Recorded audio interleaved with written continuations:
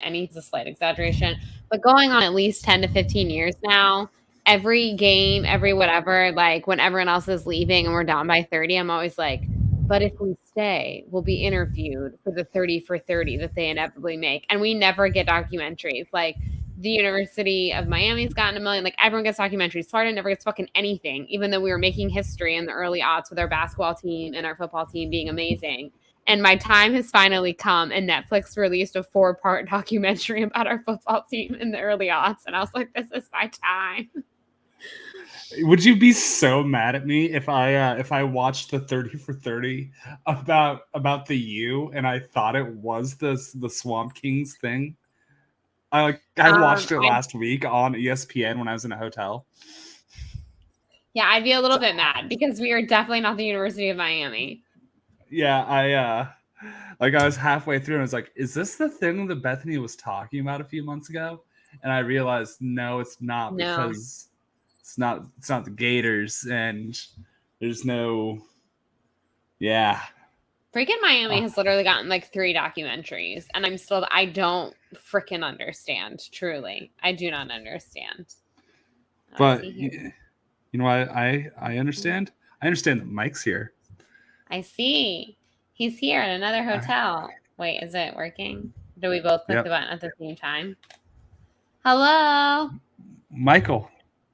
I like that we're just live, too, and I didn't even know. Mike. Oh, yeah, I definitely turned it on in the middle of your... in the middle of my rant. Hello? Okay, man, this is the most unhinged episode, which is really saying something because we are often unhinged. I don't know if Mike can see us. I think we just play the thing, though. I think we should play the thing. I hope he can see it. I think we're going to play the thing. We're going to play the thing. Hey, Mike. This is William Hung from American Idol, and you are a jabroni. Here is a song for you. And I think it's gonna be a long, long time. 2 touchdown brings me round again to find I'm not the man they think I am at home. Oh, no, no, no. I'm a rocket man, burning out his fuse up here alone. I saw Wallace Shawn die. Wallace Shawn is dead.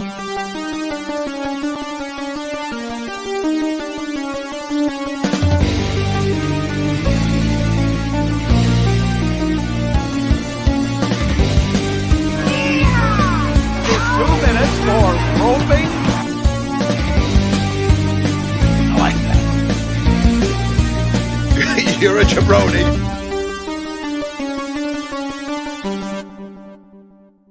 Go ahead. What is up, my Whopper double Whoppers? I'm saying that because I did indeed pay William Hung $30 to sing the Whopper jingle. And that's what we got. Ladies and gentlemen, it's Wednesday night. It's What the Show. And it's a weird Bethany AJ night. I don't know what's happening, y'all. I really no ideas. We had a plan for tonight. Mike was going to be joining us from Florence, South Carolina Marriott. He can't get his internet to work. He was here briefly, as you all saw, Frozen. He's texted me very frantically. Seems very frustrated about the situation. This is the most What the Show thing. AJ started the stream. I was still mid-rant about sports documentaries. We might not even talk about our topic. We might save it for another week. Like we might it might just be you and me chilling for like half hour or so. Yeah. Call it a night. What a great time. I have stories about Minnesota that I kind of wanted to share with the whole group. I mean, Mike already pretty much knows them, but I wanted to share with you and Juice. But Juice is still not here because of the bartender freak accident. But you know what? He's not here, and you are, AJ. So because you're a true friend for showing up, just kidding. Juice is a good person. He's such a good person that he's covering for this other bartender. But you're here, so you get to hear my stories, and Juice will just have to hear them another time, I guess. And we have your Minnesota. We have my New York and New Jersey exploits, like not even the ones I had with Mike and the Danusios. My separate odysseys. Separate odyssey, your whole crazy. Oh my! I have crazy airport stories. I was like you, AJ, No one is here for this content tonight. But William's in the chat. William. Okay, wait, hold on, because you're in the chat, and because I know that you're I know that you're a fellow Detroit Lions fan. There is someone who must live in my neighborhood here in Georgia who is a fellow Lions fan because I've seen their Prius. Hello, if you're out there, folks. I've seen your Prius twice now, and it has a very faded Detroit Lions bumper sticker on it. And I'm determined to find this person because they must live in my neighborhood somewhere. Because again, I've seen him at this intersection twice now. And I'm determined to find this person and be Lions friends with them. We can go watch games together. You should just drop like Dan Campbell quotes until he catches on. Just at the intersection. I'm always like behind this person. Like I really want to like beep beep, roll my window, be like, hey, are you a Lions fan? Oh, Lions fan, let's be friends. You just But you just gotta roll down your window and just like Dan Campbell go, hey man. Well, I'm gonna Dan Campbell. Oh my God, I love Dan Campbell so much. It's not even funny. It's not even funny. I'm an episode behind on Hard Knocks. Speaking of Dan Campbell, it's not me. God damn it! I am so mad at Hard Knocks. It's making me like Aaron Rodgers again. Oh, don't do it. Don't fall down that trap. Do not fall down that trap. Well, here's the thing. I loved Aaron Rodgers as a person. And then there was the anti-vax bullshit. Yeah, then he got real weird. And yeah. And now it's just like, you know that friend who goes down like your friend who was in like, if you had a friend who was in QAnon, right? And then it's like, you see him in a bar and he's just like chill a couple years later. He's like acting normal again. And you're like, oh my God, is this the person that I was once friends with? Like, has he reemerged from the shadows? Yeah. Yeah. Like it's like when you see your friend that had a coke problem in his early 20s and we're 30 now, right? That's how I feel about. But like, has he though? Like, do we know for sure that he has? And okay, so here's the thing, and I was like discussing this with my sister, which then I'm coming back around here on Swamp Kings. Everyone watch it. Untold on Netflix. Anyways, coming back around to that. So my mom and I were discussing Tim Tebow tonight, which I know this is a sacrilegious thing to say as a Florida Gator fan, but I don't like him. Like, I just don't like him as a person. Perfectly fine football player. I would take him back in a minute to play football for me, like when he was like young and in his prime. Obviously not now. He probably wouldn't be any good. And also that's against like NCAA regulations. But anyhow, let him play against tight end. Perfectly not that person.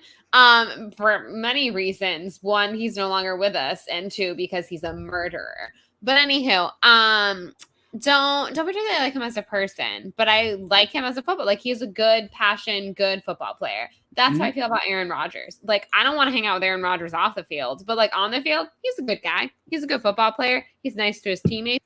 Kind of fat phobic and very fat shamey to his ex-coaches, which is sort of a dick move. But other than that, at the same time, like seems like a nice guy on the field, you know? I just like don't want to hang out with him outside of football. Hackett's a big dude, and like he's cool with Hackett. It's so weird. Are you talking about his coach that he was BSing with? His former coach? I just thought that was I was like, dude, you're on national TV. Like, well, not national TV, it's HBO, but you know what I mean? Like, you know that you're being broadcast to millions of people. Like, could you maybe not? Like, I thought that was funny. It rubbed me the wrong way. I didn't like it. I'm literally 280. Like, and I thought it was funny. Like, it's just, I don't know. I hate that it's making me like him. This is a true point. Yeah. Is he being nice? He's putting them at risk every day. Yeah. But yeah, I don't know. I think he's an all right dude. Like, when he's out there touching grass, which is also kind of weird, but not that weird when you think about it. When he's out there on the football field, he's an all right dude. But like, I don't want to go hang out with him outside of football. You know, like that's how I feel about him. That's how I feel about Tim Tebow. So I feel about a lot of football players, really. And then there's other people that I'm like, wow, what a stand-up person and just all-around guy. I would hang out with you. Also, though, sadly, Kirk Cousins is also anti-vax, which does really disappoint me because I like him. He's as bad politically as Aaron Rodgers. He really is. Like, there's a few people. Can I get it wrong? It's true.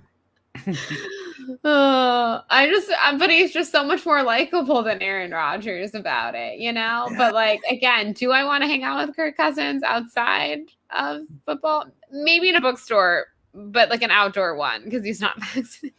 It's fine, probably. I'm hella vaccinated, so like it's probably fine. Oh.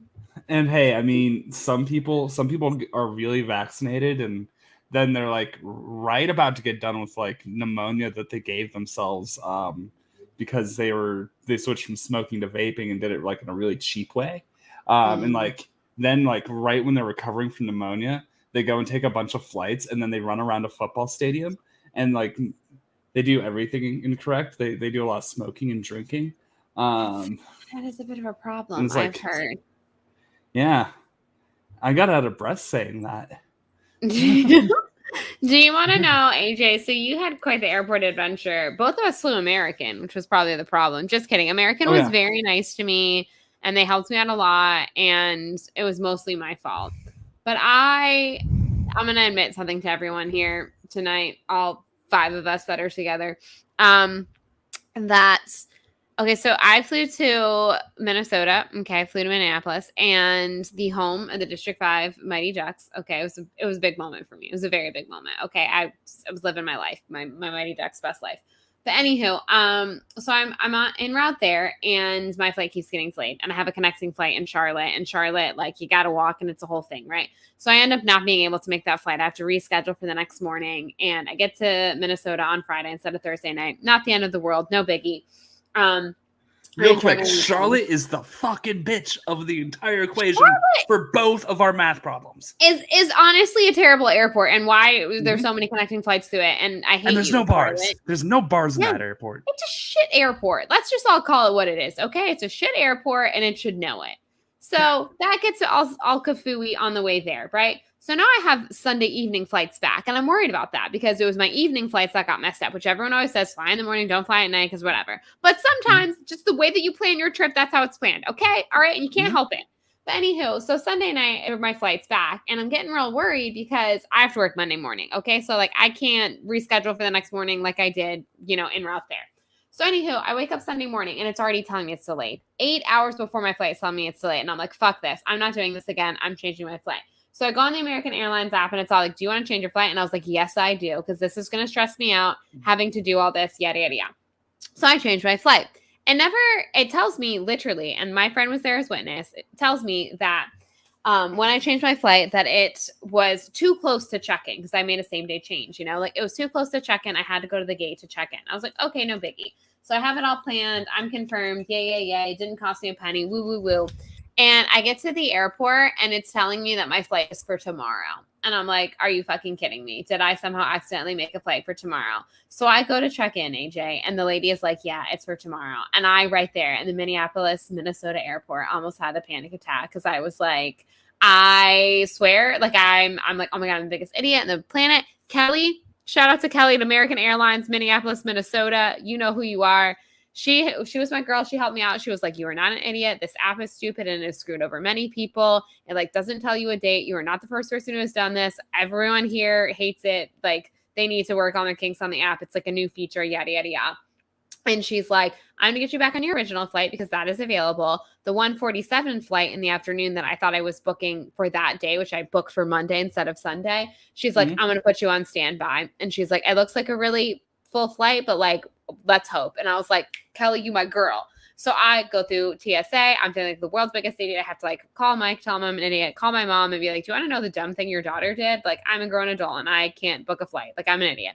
So I have to tell all these people I'm very ashamed. I'm waiting at standby and whatever. And I'm like, I'm fifth in line. It's a very full flight. I'm not making this flight. And I'm like, you know what? Made my bed. Now I got to lie in it. It'd be like that sometimes. And I'm sitting there and all of a sudden a voice from above, Tim Tebow, was that you? Just kidding. He wishes he was Jesus. Anywho, a voice from above comes over the intercom and it says, D-Con. This is how this man pronounced my last name. Okay. And I'm like, that's me. Eureka. I made the effing standby. Fifth on the standby list. I don't know what happened to those other 4 people. Guess they must have been traveling in pairs. And there was one seat. I'm waiting at the end of the jet bridge. It's very dramatic. I make that flight. Then I get to Charlotte. I asked to be put on standby because then I had like this really long layover in Charlotte. And I was like, I'm a standby queen today. I'm like, can I be put on standby to the 6:30 flight to Savannah? And she's like, yes, ma'am. Make that mother effing standby. So I've never flown standby before in my life. Twice in one day. I was killing it. I got back early on Sunday. Killing And it. hey, Kelly at sometimes, American. sometimes when your flight's delayed like 8 hours, you go on standby for an earlier flight, and you're the third person to get on standby for that flight, but somehow they bump you down to 16th in queue. How? And that's my American How did Airlines that happen? experience. Your American Airlines people were not as good as my American No. Airlines people, clearly. Wait, you showed up in Tucson and your flight was out of Phoenix? Oh no. Oh no. Yeah. So yeah, it was that was fun. Yeah, So you were basically. third and they bumped you down to 16. How the hell did that happen? Yes. How the hell did that happen? And let's see here, what else happened? So missed the standby flight, hang out until my original flight, which was about 2 hours after Mike's, an hour and a half or so. It was where it was originally booked. So it was like 11 o'clock at night. So I've been in the Charlotte airport for about 13, 14 hours. Sorry, the Newark airport for about 13, 14 hours. Also a terrible airport. When I Ubered to a hotel. So, yeah, and ended up, let's see here. Yeah, so this was the best part. So, after all that happens, I end up flying out of LaGuardia the next night. But here's what they originally Was had. every Staten Island mother on the flight with you? It wasn't that bad of a flight. But, so I flew out of LaGuardia Monday night. Here's how they originally had me booked when I missed my... they had me fly out of LaGuardia Tuesday night. Here's what they originally had me do instead of my Monday morning flight. So my Monday morning flight, they would have had me... so missed my original Monday flight. Tuesday, fly to Charlotte. And then Wednesday morning, fly to LaGuardia. Bear in mind, I started in Newark. The Newark airport's about an hour away on Monday. Yeah. And so they were going to have you fly to Charlotte on Tuesday to fly to LaGuardia on Wednesday. And fly in Wednesday. Any sense? And fly in Wednesday night at midnight to LaGuardia. Why is this such a long, complicated thing? You could have just driven back home faster, truly. Yeah. Like, what? Yeah. So I ended up finding a solo flight to LaGuardia. I'm like, okay, like, can I do this? And they're like, you're gonna have to pay extra to do that instead. So it was like $100. Wasn't this on them? Like, wasn't it their fault that the flight was like screwed up? And they wouldn't do anything for you? It was like $160 to get on that flight. I did not pay a single penny for anything that I did, any of my changes on my flights. Not a single penny. And Kelly, Midwestern moms, man, they're the best. Let me tell you. Kelly, an American, Minneapolis, Minnesota. Not my girl. She even told me when she put me on the standby flight when I was all worried about my connecting flights in Charlotte and I'm not going to make it to whatever. And I was like, oh, Kelly, and now I'm here at the airport like 5 hours early. What do I do? And she was like, I'm going to put you on the standby flight. And then she's like, and I'm also going to tell you right now that the reason that your flight, the original flight that you're on that she like put me back on was delayed was her mechanical issue. So that is on us. So if you end up stranded in Charlotte, we owe you a hotel voucher. She told me that from the get-go. And I was like, Kelly, like, you know what I mean? Like, she didn't have to tell me that. Like, they could have tried to pawn it off on me that it was weather or like some other act of God or something. But Kelly was an honest lady. And she was like, it's on us. It was a maintenance issue.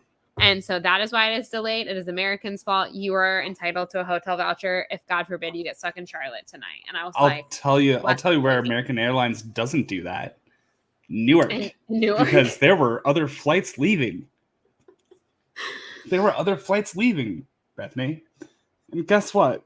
I don't don't know Even how with- they screwed you over so much, AJ. Like, it's not even fair. Yeah, there were other flights leaving the airport from other airlines, but American Airlines was grounded, and they said it was because of weather.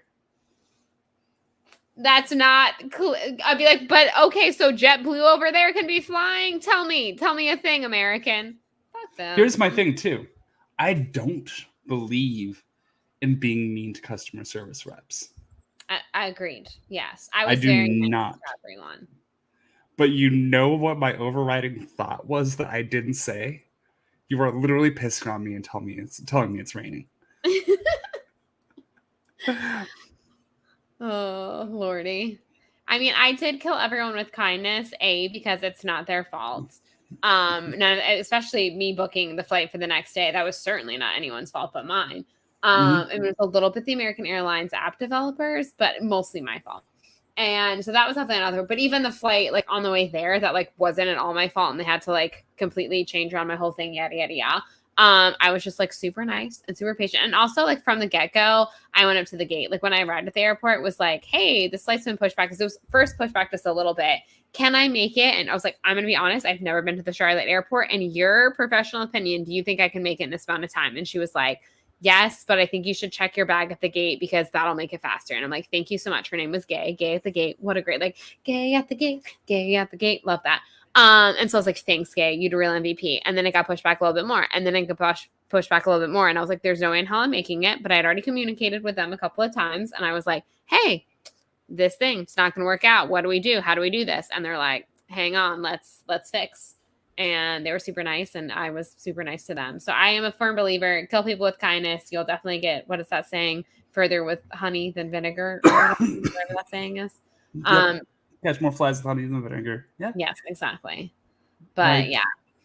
And that's the thing. I think every customer service person that I encountered in my entire thing, like, absolutely did what they could for me.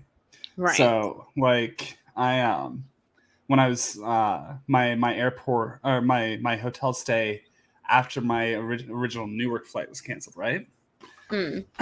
So I go down to the lobby around like 7-8 o'clock in the morning. When the morning staff is there, and it's like, hey, just need to extend my stay by a day. I'm gonna be honest with you, I was in the Newark airport for like 14 hours yesterday. I just need to sleep until my flight's 6 tonight. And lady's like, oh honey, we're not gonna charge you for that. Oh, bless her. That's nice. Yeah, see, kindness prevails. Yeah, I think Donna, Mike is running again, but I don't see him. I don't know if we can hear what him. was the the name of that airport, or that hotel? It was in Rahway, New Jersey. Screen. Mike, say something. Oh, he's there, but he's not there. Hello? Blink twice if you can hear us. You should just keep him open. No, he's gone. Bye. This is honestly very entertaining.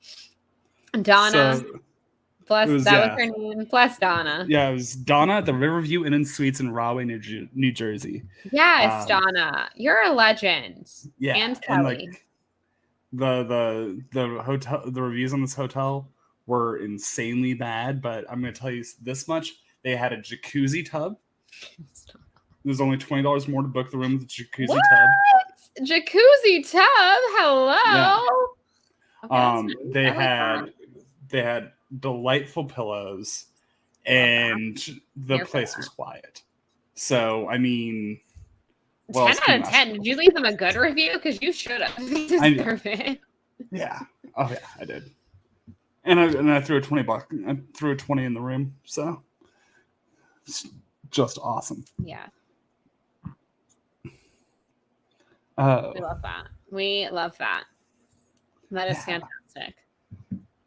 Yeah, and I think that we all need to come together, like after Mike's last bout of traveling here, and we need to do like a hotel review roundup, because I had another like week in a hotel. Yes. Like we need to go through all the ones Mike and I stayed in. I stayed at a very nice Marriott in downtown Minneapolis. It was nice. I enjoyed it. He's trying again. I think he's failing again. I don't think it's working. I don't think so. We're gonna dock this Florence, South Carolina Marriott because it clearly does not have very good Wi-Fi. No. So we're gonna dock them some points, but there are some other places out there that have good. What are the hotels if I say? Oh, also, here's my stadium roundup. No one asked for my review. No one asked, but I'm gonna give it. So I haven't been to a lot of NFL stadiums. I've been to a lot of football, as we've discussed before. I've been to a decent amount of football. Hey, he's in the chat. We've completely gone off topic. We're saving our original topic for another night, Mike, just in case you're wondering. We mostly were just talking about our different experiences with American Airlines. Here's my quick review on stadiums. Okay, so I've now been, and just this year, just like this spring, summer, I've been to 3 NFL stadiums. I think in grand total, I've been to like 5 or 6 NFL stadiums. So not a lot considering there's 32. But in my little thing, 30. Oh, that's true because the Iron team has one. That is a fair point because 2 in LA and 2 in New Yorkshire. But anyways, so in those whatever 30, the 5 or 6 that I've been to out of 30. I was very excited for Minnesota's stadium. And I was excited to check out Atlanta's because they're both domes. They're both newer. I was into it. Okay. I'm going to say something. I enjoyed Minneapolis Stadium a lot. Viking ship out front. We love that. So much purple. We love that. Pretty decent food options. Not all food options are available during concerts. We don't love that. But I will say if I'm picking between Atlanta and Minneapolis, Atlanta all day. I think it's by far of the like 5 stadiums I've been to, the number one. What is it? Tom Grassi? Is that how you say his name? Grassi. Tom Grassi. He was on this guy's show and they did a whole review and he said that Atlanta was his favorite. And he's actually been to like all of them. So I was like, I'm in good company. Yeah, if you need something to like kill some time, like when Mike's gone, like a different watch. He did the 30 and 30. He did all 30 stadiums in 30 days. That is impressive. Yeah. That's almost as impressive as going to all Rainforest Cafes and or Margaritaville's. It's in the same vein, let's face it. It's very, that in 30 days he did it. So he did this in a day. So he had to go to all, I'm assuming he flew. There's no way he drove. He had to have flown, right? Yeah. There's a lot of flying. There's a lot of flying. There were certain things like emergencies driving from, I want to say it was from Jersey to Foxborough. But yeah, also I'm gonna throw some quick shade here at SoFi Stadium. I know that it's like the newest and the nicest or whatever, the gazillion dollars that was spent and the screens and the amenities and and I'm sure it's great for a concert, but it looks like the most sterile as fuck venue. Like there's no personality to it. Like, because they don't have anything for either team because both of them play there, which I guess is also how MetLife is. Mike was saying. MetLife is weird because like there's half a Ring of Honor on one side and there's half a Ring of Honor on the other side for different. This is why I don't like the sharing. Like, have your own stadium. Like, I just think it's weird. No offense, Mike, to Jets fans, but I just think that's weird. Like, if you're gonna have a stadium and it's your home field, like.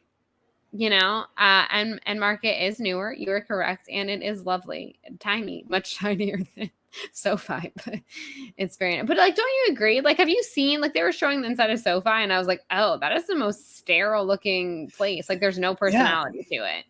They have all their stuff that's CGI ready for the telecast. I'm like, it seems like if this place was bare, it might not be like way less cool.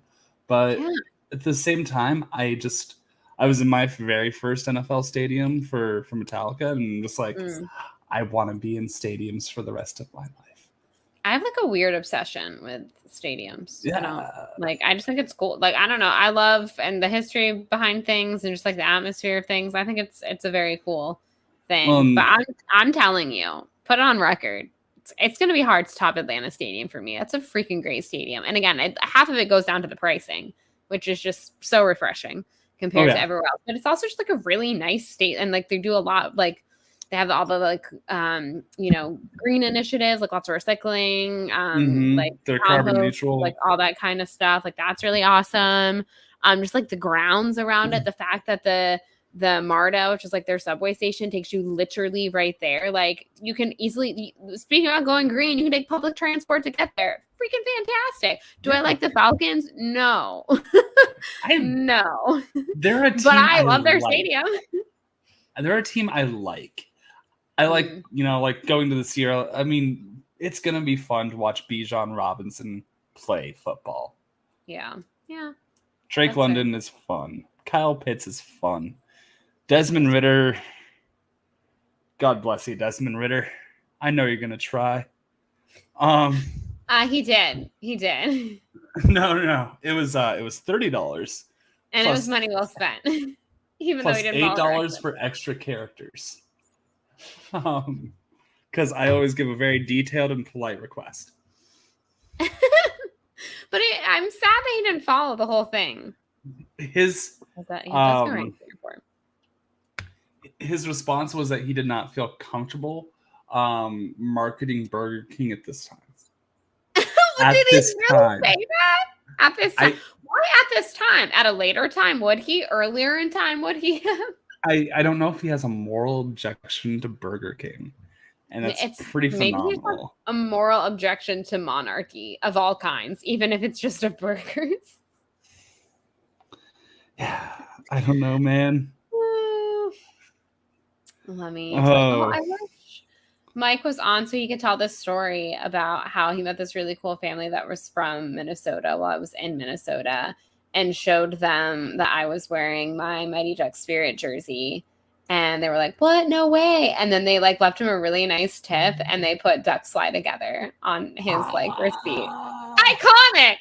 He was there so he could tell the story better. So next time you're on, Mike, you can tell it. But like, how freaking iconic is that? And like, what are and the reason that Mike knew is because they were wearing a Minnesota Waves hat, which of course is the team that Gordon Bombay plays for briefly in the beginning of D2.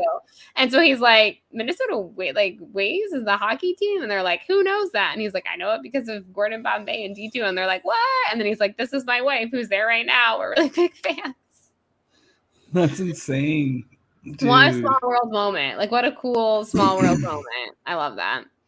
Yeah. Yeah, even William Hung finds the Burger King jingle too annoying. Then. Gordon Bombay is a movie character I wouldn't want to party with.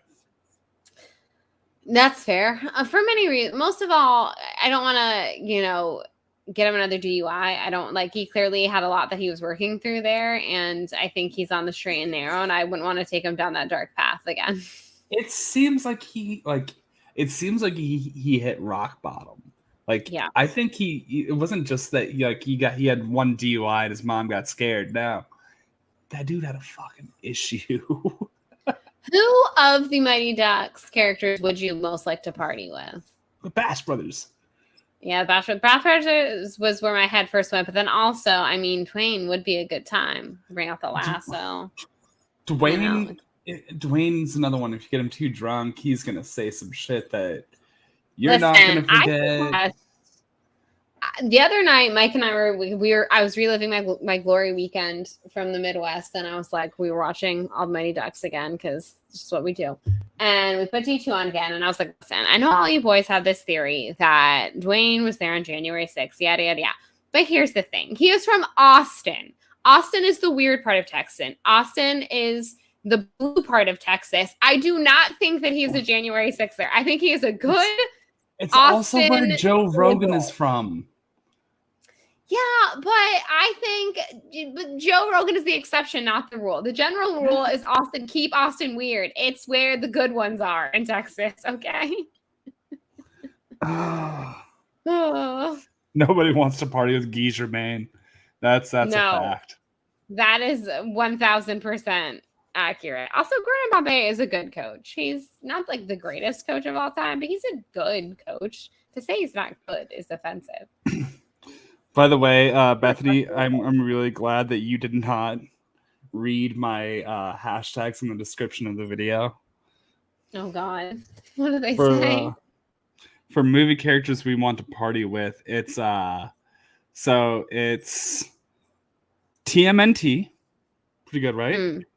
Yeah. Spicoli, Oscar Schindler, and Project X. I saw Wallace Shawn die. Wallace Shawn is dead.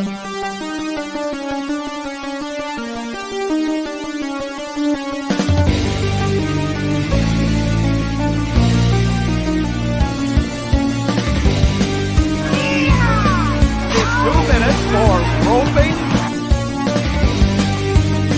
I like that. You're a jabroni.